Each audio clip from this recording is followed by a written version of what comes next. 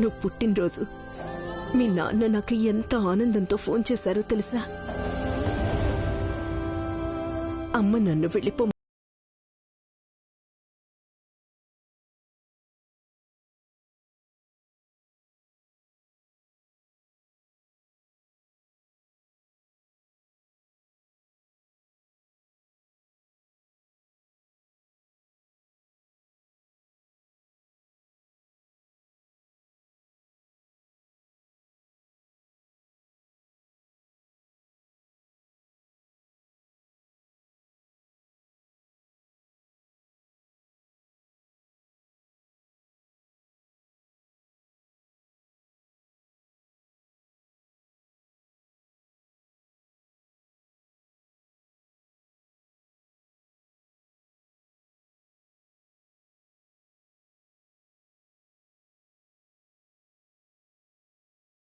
Rest తీసుకో.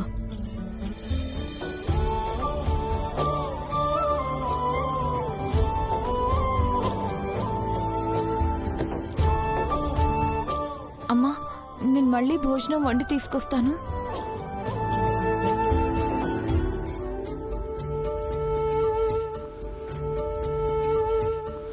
కళాశాలకు దగ్గరగా ఉంటే సరిపోదు, వసతులన్నీ బాగుండాలి. సమయానికి భోజన సదుపాయాలన్నీ సక్రమంగా ఉండేలా చూడండి. అలాగేనమ్మా. ఆశ్రమం అంటే మురికి కోపంలో ఉండకూడదు రాములు. చెట్లు చేమలు పక్షులతో అందంగా ఉండాలి. అక్కడుంటే ఇల్లు గుర్తుకు రాకూడదు.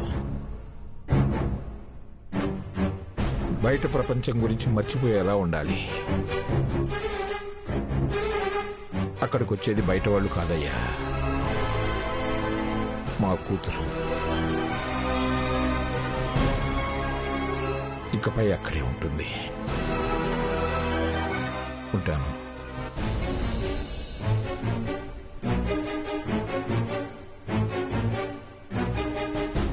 ఏమిటండి ఆశ్రమం అంటున్నారు, మనమ్మాయి వస్తుందంటున్నారు.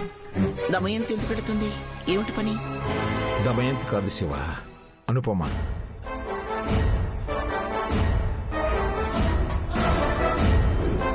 అనుపమనా?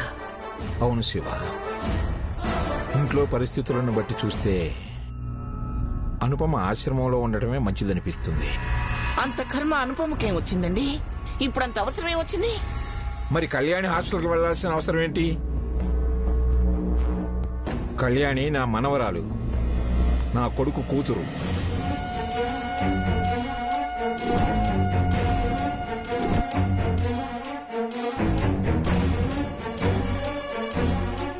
అలాంటిది నా మనవరాలు దిక్కులేని దానిలా హాస్టల్లో ఎందుకు ఉండాలి శివ?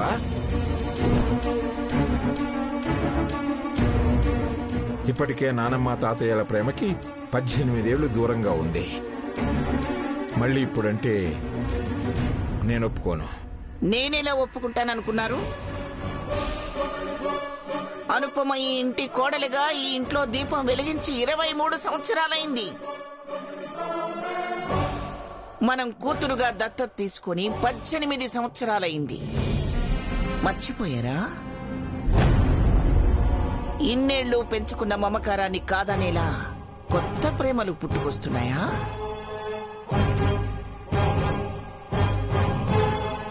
అసలు ఆ కళ్యాణి ఇంటికి రాకముందు ఈ ఇల్లు ప్రశాంతంగా ఉండేది.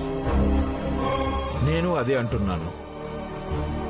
18 ఏళ్లు ప్రేమగానే చూసుకున్నాం కదా. కాకపోతే ఇప్పుడు కొంచెం దూరంగా ఉంటుంది. కళ్యాణికి మనం ఎలాంటి ప్రేమను పంచలేదు. ఇకనైనా పంచుదాం. చిన్నపిల్ల ఒంటరిగా ఎక్కడని బ్రతుకుతుంది?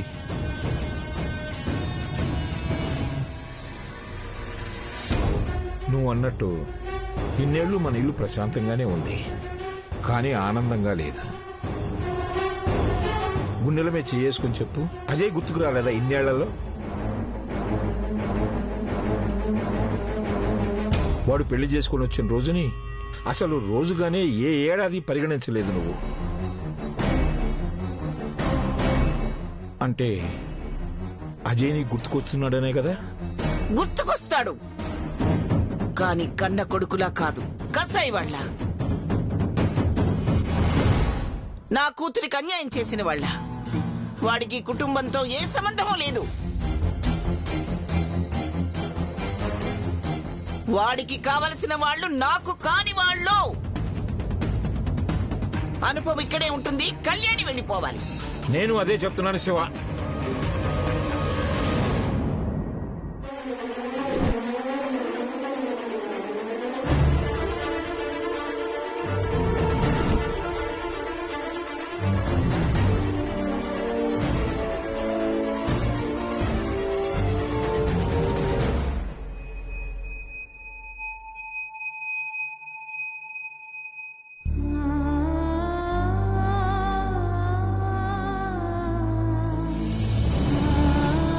కళ్యాణి, శివ అన్న మాటల్ని నువ్వేం పట్టించుకోవద్దమ్మా.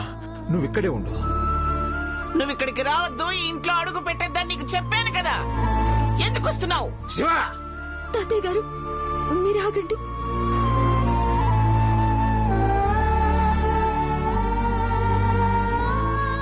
నన్ను క్షమించండి నాన్నమ్మ. నేను కావాలని రాలేదు.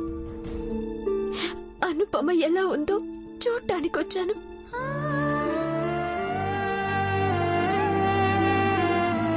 నా కోసం మీరు గొడవ పట్టం నాకిష్టం లేదు. నేను ఇంటికి మధ్యలో వచ్చాను,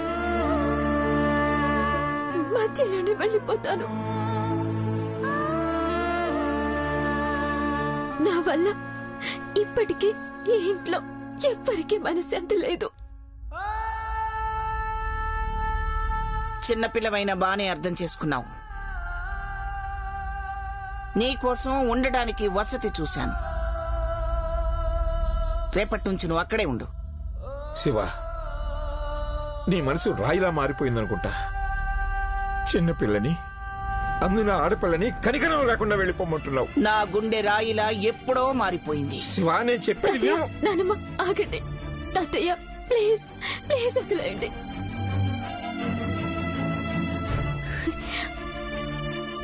మా అమ్మ మాధురి చనిపోయే ముందు అనుపమ పేరు చెప్పి చనిపోయింది.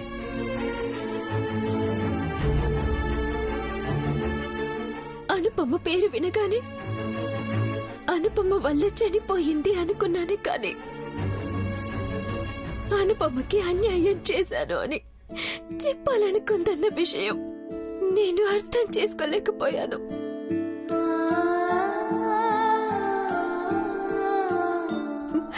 బహుశా చనిపోతూ నా స్థానంలో అనుపమని చూసుకోవాలని చెప్పాలనుకుందేమో.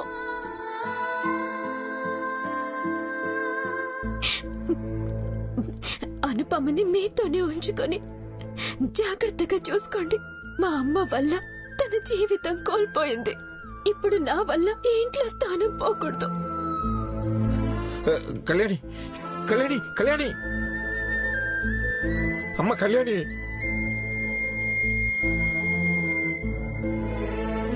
కళ్యాణి,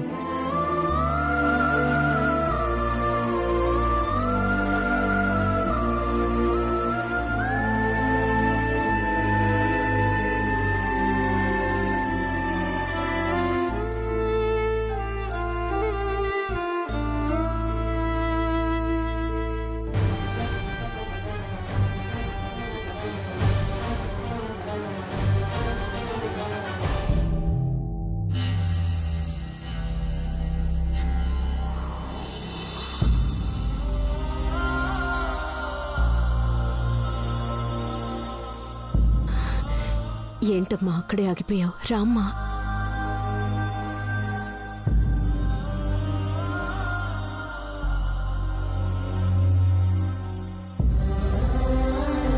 బయటికి వెళ్లి ఫోన్ పంపించేశాను. నాతో మాట్లాడకు అన్నాను. ఈ రోజు ఈ పరిస్థితికి పరోక్షంగా నేనే కారణమయ్యాను. అయినా నీకు నా మీద కోపం రావట్లేదా అనుపమా? బిడ్డ తప్పు చేస్తే తల్లి శిక్షించాలి. అది తల్లి బాధ్యత. అంత మాత్రాన తల్లి మీద పెట్టే కోపం వస్తుందా అమ్మా?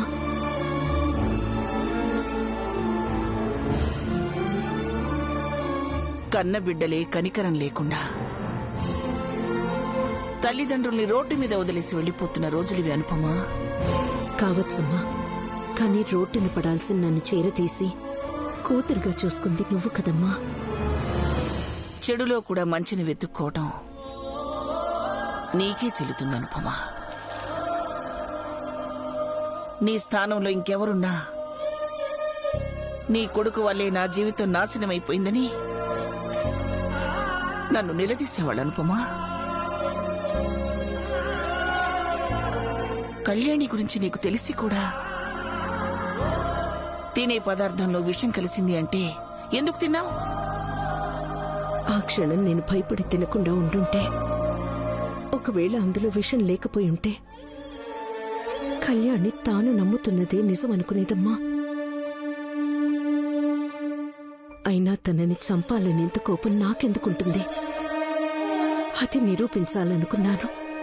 ఈ ఇంట్లో పుట్టిన వాళ్ళు, మీ పెంపకంలో పెరిగిన వాళ్ళు ప్రేమను పంచుతారే గాని ప్రాణాలు తీయరని కళ్యాణికి అర్థం అవుతుందనుకున్నాను. వాళ్ళమ్మ పోలికల్లో అనుమానించడంలో వాళ్ళమ్మలా మీకు కనిపించొచ్చమ్మా. కానీ ఆయన పెంపకంలో పెరిగింది. అందుకే అందరితో ఉండాలనుకుంటుంది, ఆనందంగా ఉండాలనుకుంటుంది. అలాగే ప్రాణాలు తీయాలని కూడా అనుకుంటుంది. పొరపాటమ్మా. ఏదో అల్లరి చేయాలనుకుని అలా చేసింది. నిజంగా నా ప్రాణాలు తీయాలనుకునేదే అయితే నేను విషం కలిపిన నూడిల్స్ తింటుంటే ఆపడానికి ప్రయత్నించేది కాదు. నా నోటి వెంట రక్తం చూడగానే ప్రాణం పోయినట్టుగా అరిచి ఏం చేయాలో తెలియక ఎవరి సాయం లేకపోయినా నా ప్రాణాలు కాపాడాలని ఇంత దూరం తోసుకుంటూ వచ్చి నన్ను బ్రతికించమని మిమ్మల్ని ప్రాధేయపడేది కాదు, మీతో గొడవ పడేది కాదు, నిద్రపోకుండా నాకు సేవలు చేసేదే కాదమ్మా. నువ్వు ఆ పిల్ల చేసిన సాయం గురించి చెప్తున్నావు. నేను ఆ పిల్ల వయసుకు మించి చేసిన దాని గురించి మాట్లాడుతున్నాను. నీకేదైనా జరిగుంటే ఆ ఆలోచన వస్తేనే ఒళ్ళంతా వణుకు పుడుతుంది.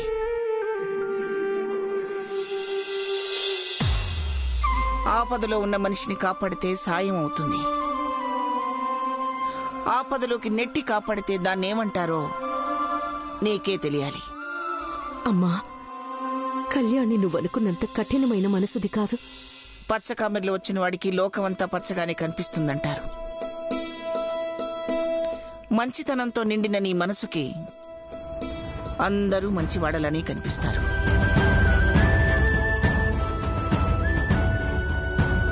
ఇప్పటి వరకు నువ్వు నీ గురించి ఆలోచించుకున్న రోజు లేదు. ఇక నుంచైనా నీ గురించి ఆలోచించడం మొదలుపెట్టు. త్యాగాలు చేయటం మానే. ఇక ఆ కళ్యాణి గురించి ఆలోచించడం మానే. ఆ పిల్ల మీద ఇంకా జాలి చూపిస్తూ ఉంటే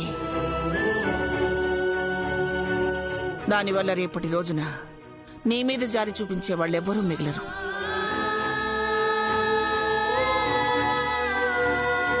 నిన్ను కోడలిగా కాకుండా కూతురుగా చూస్తున్నాను కాబట్టి తల్లిలా చెప్తున్నాను.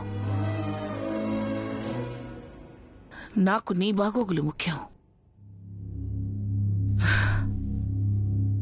నీకు తోడుగా ఈ అమ్మ ఉంటుంది. ఆ కళ్యాణి ఎక్కడున్నా ఏం చేస్తున్నా నీకు అనవసరం. ఎవరూ లేని వాళ్ళకి ఆ దేవుడే దిక్కంటారు కదా. ఆ పిల్ల విషయం ఆయనే చూసుకుంటాడు. మర్చిపో.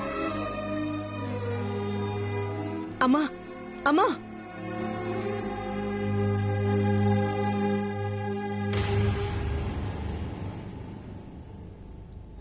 అమ్మెందుకు కళ్యాణిని మర్చిపో, పట్టించుకోకు అంటుంది. అమ్మ ఇంకా కళ్యాణిని అర్థం చేసుకోలేకపోతుందా? ఇలా అయితే కళ్యాణికి అమ్మని ఎప్పటికి దగ్గర చేయగలను? ఆయనకిచ్చిన మాటని ఎలా తీర్చగలను? ఈశ్వరా, అమ్మ మనసు మార్చు. కళ్యాణిని ఇంటికి దగ్గర చేయి. ఇంటి వారసురాలిగా అమ్మ ఒప్పుకునేలా చేయి.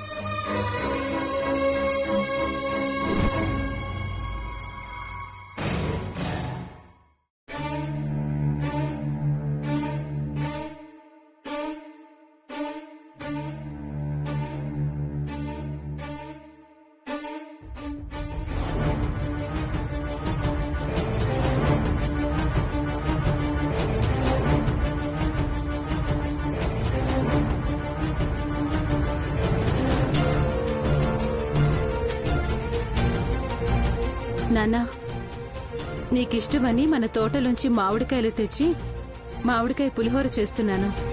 ఈలోపి మజ్జిగ తాగండి. ఏం ఆలోచిస్తున్నారు నాన్నా? నువ్వు అల్లుడు గారు చెప్పిన దాని గురించి. ఎంత చెప్పినా మీ అమ్మ వినటం లేదు. కళ్యాణిని ఇంట్లో ఉంచను అంటుంది, అనుపమను పంపను అంటుంది. అమ్మకి చాదస్తం ఎక్కువైంది నాన్న.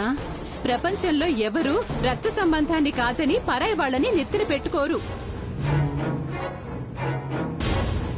అనుపమకి అన్నయ్య వల్ల అన్యాయం జరుగుండొచ్చు నాన్న, కానీ చేజేతిలో చేసుకుంది ఆవిడగారే కదా. అమ్మకి మీరైనా కాస్త గట్టిగా చెప్పాల్సింది నాన్న. మీ నాన్నెందుకులే గాని అదేదో నువ్వే చెప్పొచ్చుగా గట్టిగా. అమ్మా, అది నేను మాటలతో అగ్గి రాజయ్యాలను చూస్తున్నావా దమయంతి? ఇంకా అనలేదేంటా అనుకున్నానమ్మా. అయినా నాన్న చేస్తున్న పనిలో తప్పే ఉందమ్మా. కాదు కూడదు అనుకున్నా కళ్యాణి మీ రక్తం, మీ మనవరాలు. తల్లిదండ్రులు చేసిన తప్పుకి పిల్లకి సంబంధం ఏంటమ్మా? కళ్యాణి బాధ్యత మనమే తీసుకోవాలిగా. తీసుకోవాలి కాబట్టి కళాశాలలో మాట్లాడాను. వసతి గృహం కూడా ఏర్పాటు చేయించాను. అనా పైసలతో సహా ఖర్చు మనదేనని చెప్పాను. ఇంతకంటే ఎక్కువ పట్టించుకోవడం వ్యర్థం.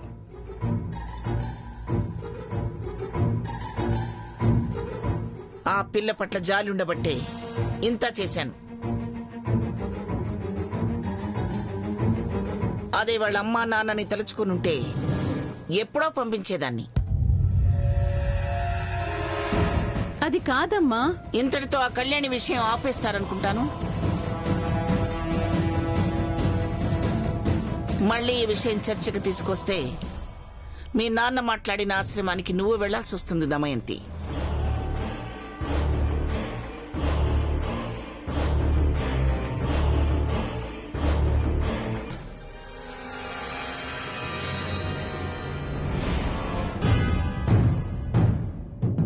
శివ, నీ పంతం నీదేనా? ఒకసారైనా కళ్యాణి గురించి ఆలోచించవా? నాది పంతం కాదు, నిర్ణయం. పంతం ఆవేశంతో వచ్చేది, నిర్ణయం ఆలోచనతో తీసుకునేది. బాజీ, అమ్మగారు, ఇంట్లో మనశ్శాంతి కరువైందిరా. గుడికెళ్ళాలి. మండితి. అలాగే అమ్మగారు.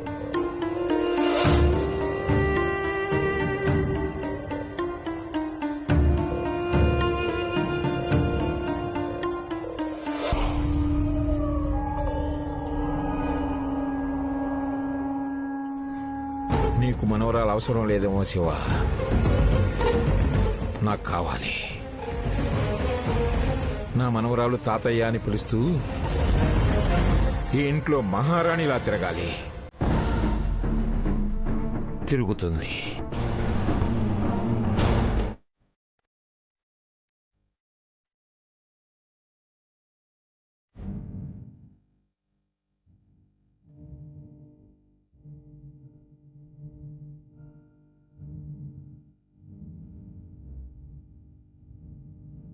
ఏ పిల్ల,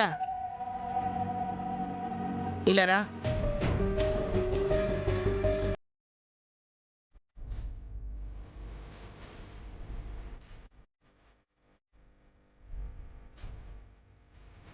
కొన్ని విషయాల్లో నేను చాలా కఠినంగా ఉంటాను.